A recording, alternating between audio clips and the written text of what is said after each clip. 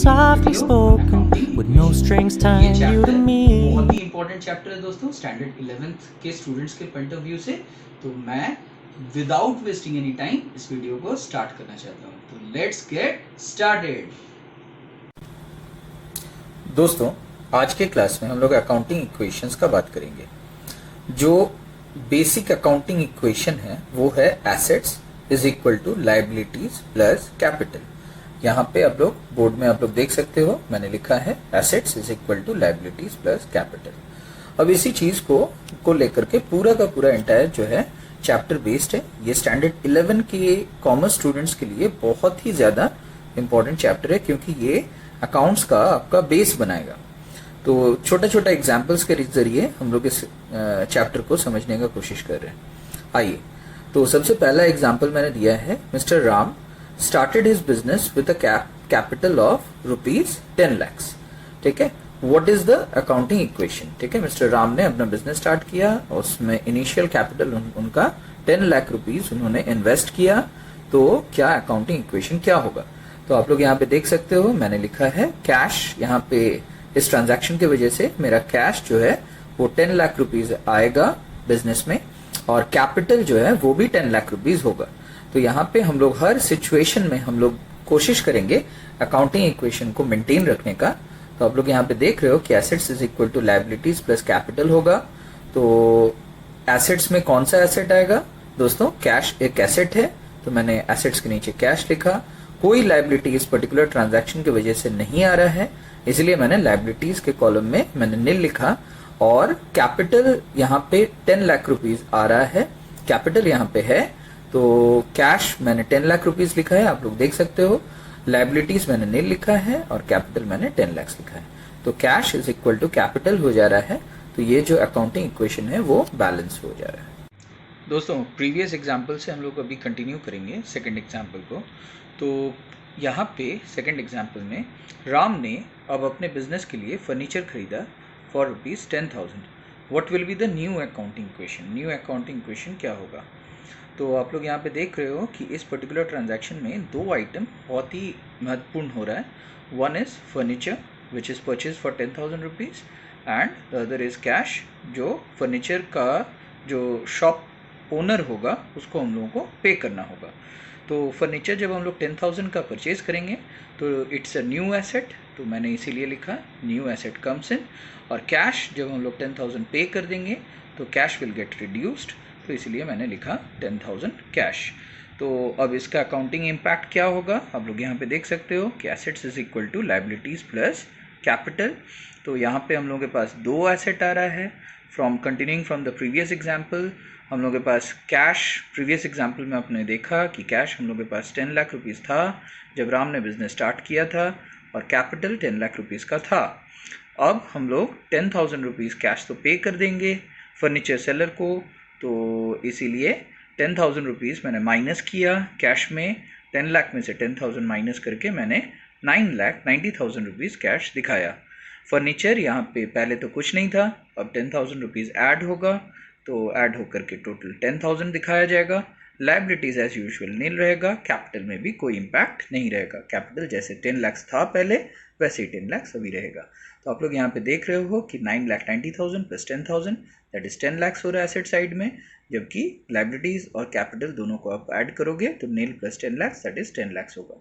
इसी तरीके से हर एक सिचुएशन में हम लोग का accounting equation assets is equal to liabilities plus capital totality में मैच करता चला जाएगा। दोस्तों, अब हम लोग तीसरा एग्जाम्पल ध्यान से देखते हैं। तो यहाँ पे थर्ड एग्जाम्पल में राम ने गुड्स परचेज किया है 50,000 rupees for cash. What is the new accounting equation? ये हम लोगों का सवाल है। तो आप लोग यहाँ पे देख रहे हो कि गुड्स यहाँ पे 50,000 रुपीज़ का परचेज हुआ है, और हम लोग सब कुछ जानते हैं कि गुड्स को अकाउंट्स में हम लोग स्टॉक के हिसाब से हम लोग शो करते हैं। तो it is goods of ₹50,000 that is the new asset which is coming in, और कैश जो है वो 50,000 रुपीज़ का हम लोग पेमेंट कर रहे हैं for the goods that we are buying. तो यहाँ पे वंस अगेन अकाउंटिंग इक्वेशन आप लोग देख रहे हो कि assets is equal to liabilities plus capital है। तो यहाँ पे इस पर्टिकुलर ट्रांजैक्शन की वजह से अब हमारे पास तीन अलग अलग एसेट्स आ गए हैं। तो एक तो हम लोगों के पास कैश और फर्नीचर तो था ही, और साथ में अब न्यू एसेट आ रहा है, दैट इज स्टॉक, लाइबिलिटीज़ और कैपिटल। तो आप लोग प्रीवियस एग्जाम्पल से आप लोग देख सकते हो कि कैश जो था वो हम लोग के पास 9,90,000 रुपीज़ का था, फर्नीचर 10,000 रुपीज़ का था, लाइबिलिटी 0 था और कैपिटल जो था वो 10 लाख रुपीज़ का था।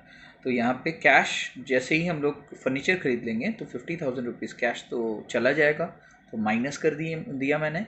तो 9,90,000 माइनस 50,000 दैट इज़ 9,40,000 कैश रहेगा। फर्नीचर 10,000 रुपीज़ जैसा था वैसे ही रह जाएगा। स्टॉक में न्यू इंक्रीमेंट होगा, पहले कोई स्टॉक नहीं था, अब 50,000 रुपीज़ स्टॉक आ जाएगा, ठीक है। लाइबिलिटी 0 रहेगा और कैपिटल जो है वो 10 लाख रुपीज़ जैसा था वैसे ही रह जाएगा, कैपिटल में कोई चेंजेस नहीं होगा। तो आप लोग यहाँ पे इक्वेशन चेक करिए, लास्ट वाला 9,40,000 का कैश प्लस 10,000 का फर्नीचर 9,50,000 हुआ, प्लस 50,000 का स्टॉक दैट इज 10 लाख हुआ। तो टोटल एसेट्स आपका 10 लाख दिख रहा है, लाइबिलिटीज़ कुछ नहीं है और कैपिटल भी 10 लाख है। तो इस तरीके से हर एक इंडिविजुअल स्टेज में हम लोगों का जो अकाउंटिंग इक्वेशन है assets is equal to liabilities plus capital वो यहाँ पे बैलेंस होता हुआ दिख रहा है। दोस्तों अब हम लोग एक डिफरेंट क्वेश्चन आज हम लोग सॉल्व करेंगे। तो आप लोग देख सकते हैं क्वेश्चन में है कि mister Ram has the following assets and liabilities on 1 April 2019। Assets में है कैश 40,000 रुपीज़ का, स्टॉक है 80,000 रुपीज़ का, डेटर्स है 30,000 रुपीज़ का और फर्नीचर है 50,000 रुपीज़ का। लाइबिलिटीज में सिर्फ क्रेडिटर्स है 20,000 रुपीज़ का। क्वेश्चन है कि find the capital on 1 April 2019। इसी क्वेश्चन का एक और पार्ट है, क्वेश्चन में है कि if his closing capital on 31st March 2020 is equal to 4 lakhs and he withdrew rupees 5,000 per month during the financial year 2019-20, find his profit। ठीक है, तो देखिए कैसे मैं इसका सॉल्यूशन कर रहा हूं। दोस्तों यहाँ पे इस पर्टिकुलर क्वेश्चन नंबर 2 का ए में सबसे पहले हम लोगों को सभी एसेट्स को टोटल करना पड़ेगा। कैश 40,000 था, स्टॉक 80,000 था, डेटर्स 30,000 था, फर्नीचर 50,000 था। तो सारे एसेट्स को अगर हम लोग ऐड करते हैं तो हम लोग का टोटल एसेट्स आ रहा है 2 लाख रुपीज। क्रेडिटर्स एक ही लाइबिलिटी था इसलिए मैंने टोटल लाइबिलिटीज 20,000 दिखाया। अब हम लोगों को पता है कि capital is equal to assets minus liabilities. तो हम लोग का एसेट्स अब लोग 2 लाख रुपीज देख रहे हो, लाइबिलिटीज 20,000 देख रहे हो, तो 2 लाख में से 20,000 हम लोग माइनस करेंगे तो 1,80,000 आएगा। इस कैपिटल को हम लोग ओपनिंग कैपिटल अब से बुलाएंगे। This is the capital as on 1 April 2019। दोस्तों अब हम लोग थर्ड क्वेश्चन सॉल्व करेंगे।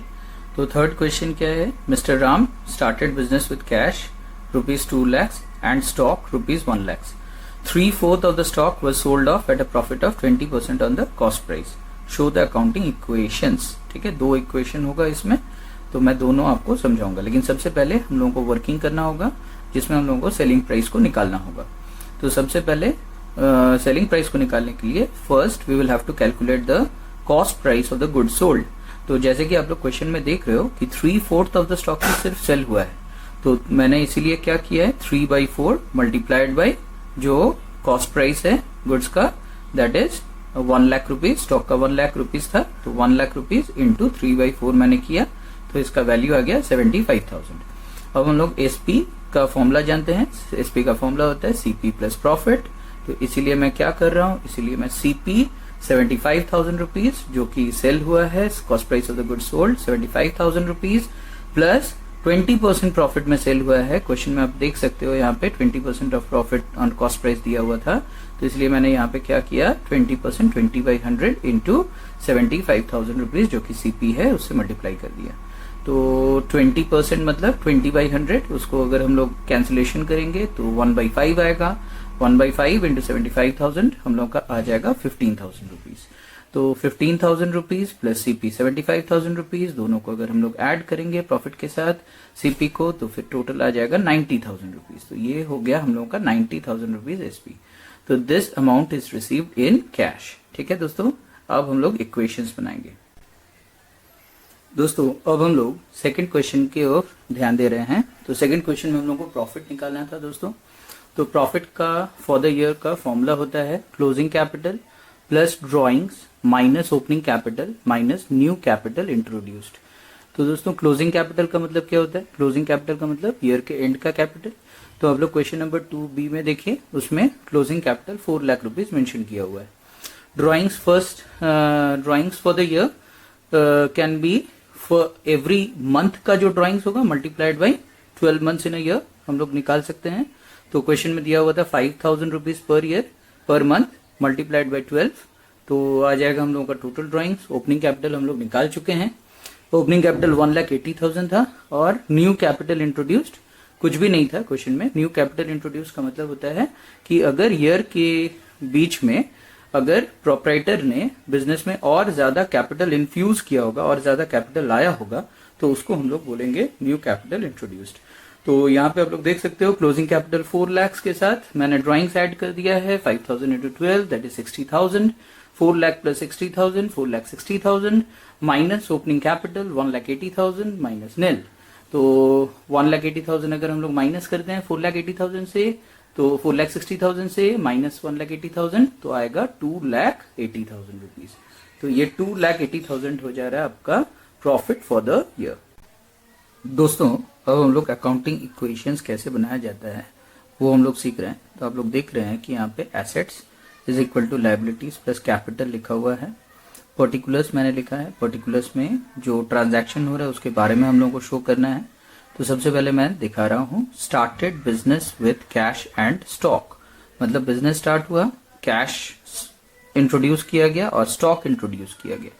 तो कैश जो है वो यहाँ पे 2 लाख रुपया का कैश है, स्टॉक 1 लाख रुपीज का है, लायबिलिटी नील है और कैपिटल 3 लाख है। ठीक है, आप लोग क्वेश्चन देख सकते हैं, उसमें लिखा हुआ था कि कैश 2 लाख रुपए इंट्रोड्यूस किया गया था, स्टॉक 1 लाख रुपए इंट्रोड्यूस किया गया था, लायबिलिटी कुछ भी नहीं था और कैपिटल जो है वो 3 लाख रुपया का था।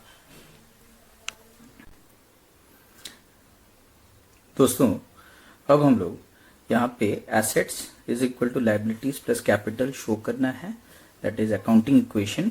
तो इसमें पर्टिकुलर्स हम लोगों को दिखाना है, पर्टिकुलर्स में हम लोगों को ट्रांजैक्शन दिखाना है। तो ट्रांजैक्शन में क्या है, started business with cash and stock.